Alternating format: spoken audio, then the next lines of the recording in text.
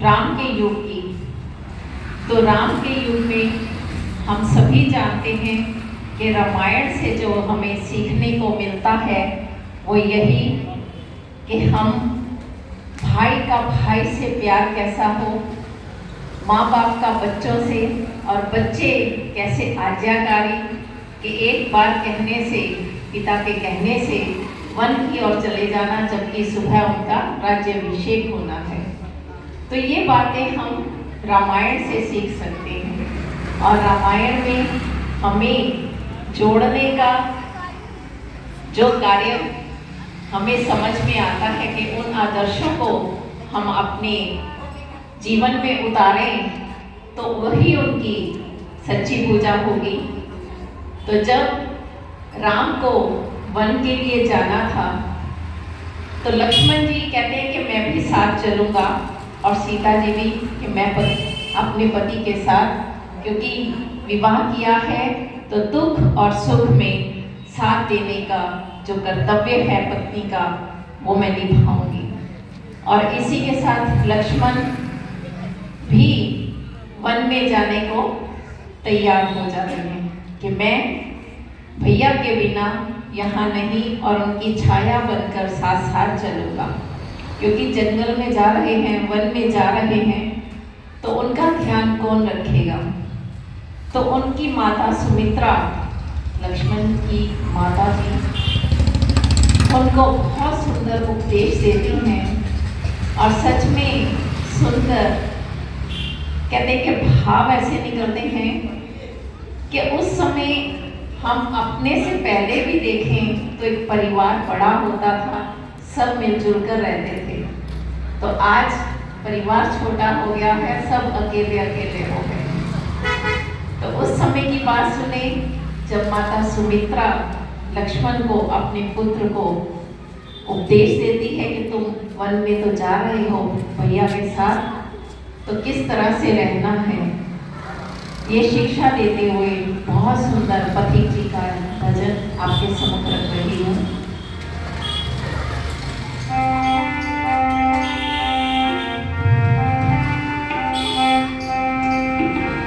लाल मेरे भैया के चरणों में रहना, लाल मेरे भैया के चरणों में रहना, मुश्किलें जो इन पर हों सर पे तो सहना, लाल मेरे भैया के चरणों में रहना, मुश्किलें जो इन पर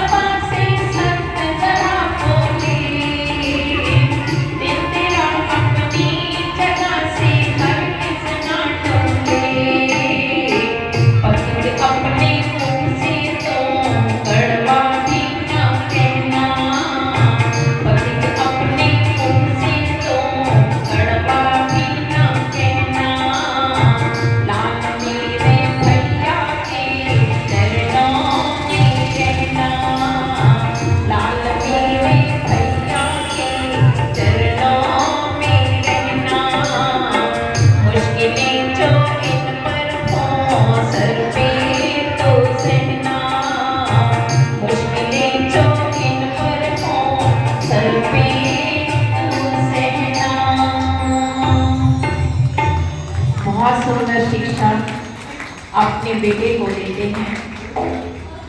और उसके बाद जब वो दोनों भाई वन के लिए निकल पड़ते हैं, तब उस समय भरत अपने ननिहाल गए होते हैं। जब उनको ये सूचना मिलती है कि राम भैया का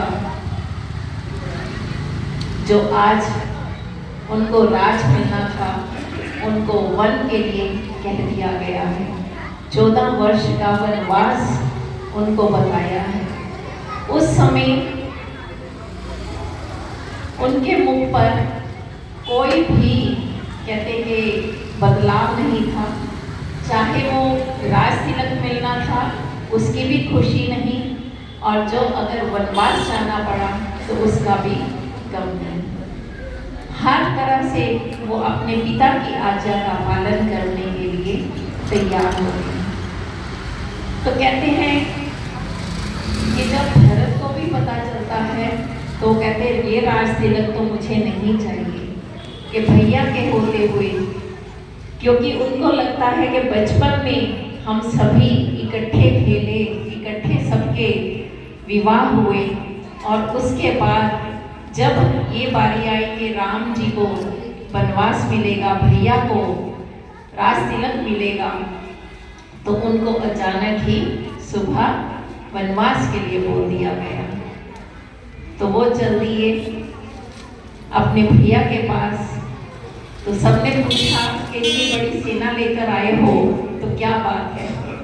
तो कहते हैं कि मैं भैया को वापस लेने आया हूँ, पर वो तो अपना वचन दे चुके हैं पिता को। तो वो कहते हैं कि चलो, जब तक आप वापस नहीं आएंगे तब तक आपकी खड़ाओ राज गद्दी पर, राज सिंहासन पर होगी, और मैं तब तक सन्यास लूंगा। तो उन दोनों भाइयों का प्रेम देखकर आज हम सोचते हैं कि रामायण तो सब घरों में है, पर उस पर कौन कौन चल पाता है। भाई और भाई आज कोर्ट में खड़े हैं एक दूसरे के सामने अपनी जायदाद के लिए, है कि नहीं? तो हम अगर कुछ सीख पाए तभी राम को हम जान पाए, तभी उनके आदर्शों को अगर हम अपने जीवन में ले पाए, यही उनकी पूजा है। ये नहीं कि रामायण घर में रखी है और भाइयों भाइयों में लड़ाई हो रही हो। तो आइए भाई भाई का यही प्यार एक गीत के माध्यम से आपके सम्मुख रखती हूँ, और आशा करती हूँ कि शब्दों पर ध्यान देंगे और आगे, क्योंकि ये जो राम कथा है वो इन्हीं गीतों के माध्यम से हमें कुछ ना कुछ संदेश अवश्य देगी। तो आइए इसी बात को आपके सम्मुख रखती हूँ।